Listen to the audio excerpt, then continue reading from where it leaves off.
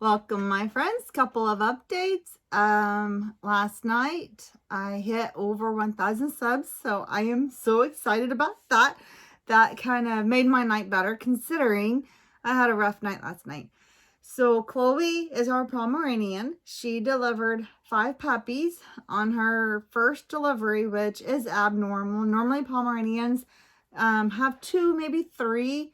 And so, especially with it being her first delivery and to have 5, technically she had 6, but one was like one of those water babies, and it was not appropriate to show in the video. So I was excited when I thought she's having it, and when I realized what was going on, I did not record. I was upset because it was kind of formed a little bit, so it just didn't develop all the way. So technically she had 6, but that one did not even, it wasn't even, I don't even know how to explain it. So anyways, the 4th puppy she had is a multicolored little boy. And I knew right off the bat that he just didn't appear as thriving as the first 3 that she had. And then the last one she had was a little girl, and she's a little black girl, and she was thriving like within minutes. She was on the nipple suckling. So this little brown one I was really concerned about.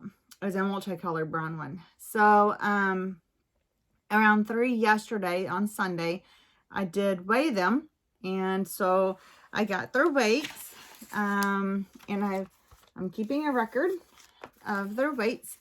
And the biggest little one is the second girl born. So the second baby born, the first girl, the second one, she's the little white one. She weighed 155 yesterday at 3 o'clock. So she was the biggest of them all. And next goes her little sister of the 5th baby, which is the little black one. She weighed 150.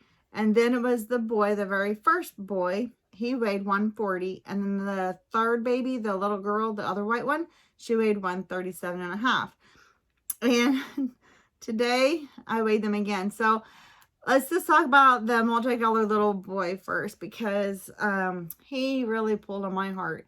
My husband went and bought some puppy replacement.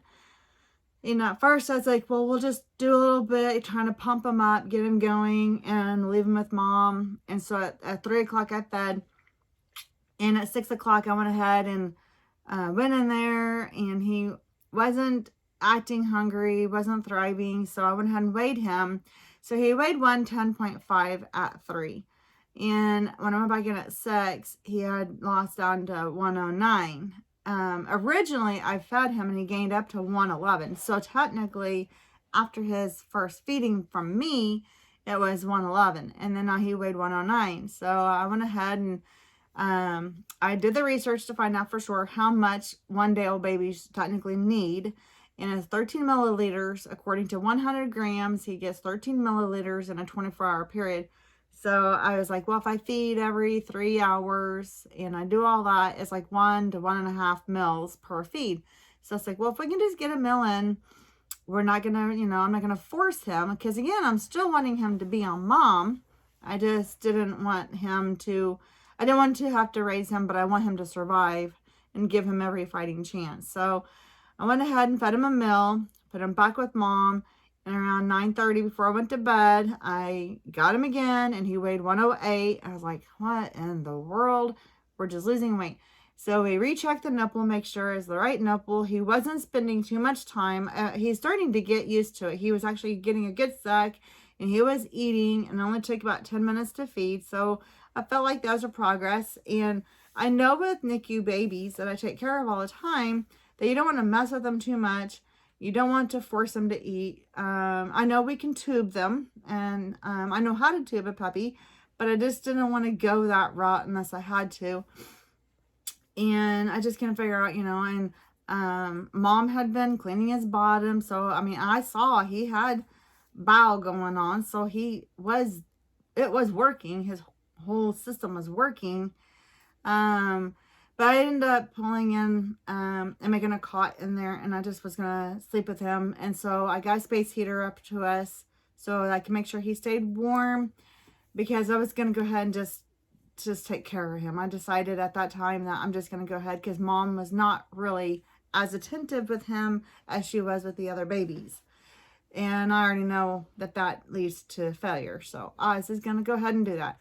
So got up about 11:30, 12 o'clock, fed again. He only took like an hour or 1 mil. And I weighed him again and he weighed 107.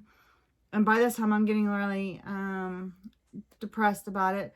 So I said, my husband woke up around 2, and so I'm just going to go ahead and feed him. It's only been 2 hours, but we're going to do at least do half a meal. And I'm going to try to get his blood sugar up, try to get his temperature up, because by this time he's not being temp stable. And I know what that means too. And so,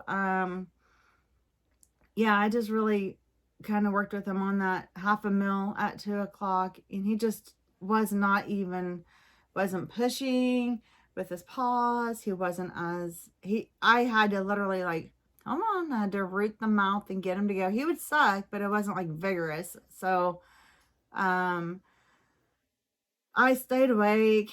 I monitored him. I was upset. And then about 4:30, he started doing more like seizure-like activities and gasping.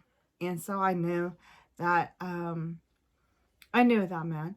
And so he obviously didn't want any more bottle. I didn't really try. I thought, well, maybe, just maybe, if he stops having these seizure-like activities and stops gasping, maybe he'll be hungry. I was hoping, but he didn't. And at 5:15 in the morning, he decided he was done. And so I held him the whole time, made sure he had all the love he needed.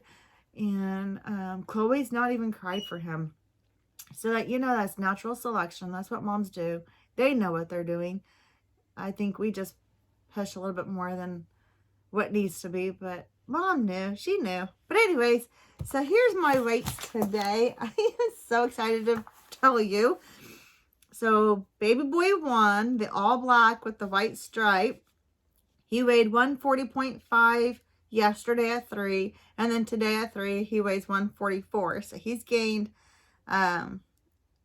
this is grams, so like it's not even really. Whoa. Baby girl 2, she's the all white. She weighed 155 at 3 o'clock yesterday, and today at 3 she weighed 160.4. She's a little chunker.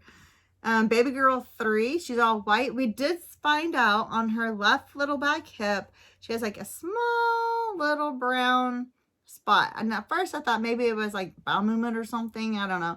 But it doesn't come off. So, but I've been able to look at their faces. Baby girl 3 has a shorter nose than baby girl 2. And I can look at them and I'm like, this is the first and this is the second. And when I weigh them, it definitely, you can tell. So I have the faces down. I can tell by their faces. But now it makes it a little bit easier because baby girl 3 has a little brown spot. So at 3 o'clock yesterday, she weighed 137.5, and today she weighs 138.6. So we need to kind of make sure. She's only gained 1, like however months that is for grams. So she really needs to, maybe I need to work with her next, make sure she's getting the attention she needs because she didn't gain as much as the other ones. And then baby girl 4 is the all black, and she just has a little bit of white on her front paw, on the front left paw, and on her 2 back paws. The right hand is all, the whole paw is black, but the little left paw has a little bit of white on it, and the 2 back paws have white. She weighed 150.2, and today she is 156. So they are all gaining really good.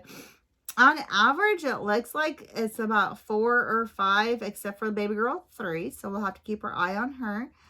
Other than that, that's my updates.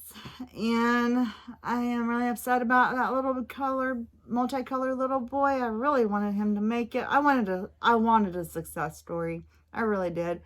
But I think from the start, I knew something was wrong with him. And just the way he was acting and just the way it was going, I just knew something wasn't right. And I knew that. And I've dealt with this before with puppies that doesn't make it. It's the same story. You think I will learn after a little bit that, but I want to fight for them and I want to try and not not just give up. If she had them out in, you know, the woods somewhere, it would not have made it past day 1. But I intervened, and, you know, shame on me, I guess. But anyway, so that's the update on the puppies. And Ariel is acting like she's ready. She's been doing the whole get up and dance all day. And she got, for the first time ever, got a little bit aggressive with the other dogs. And she's never done that before. And I think she's getting confused because she hears Chloe's puppies. And she's due any day now. And I think she's getting the litter confusion going on. Like, she thinks she's the mom, but she's not the mom. She's getting confused. But she's not been mean. And, you know, but it's just like a little bit more aggressive than with the other dogs that she's never had before. So it'd be interesting to see what she's got going on in her little belly. And whenever I have that, I will update you with that one.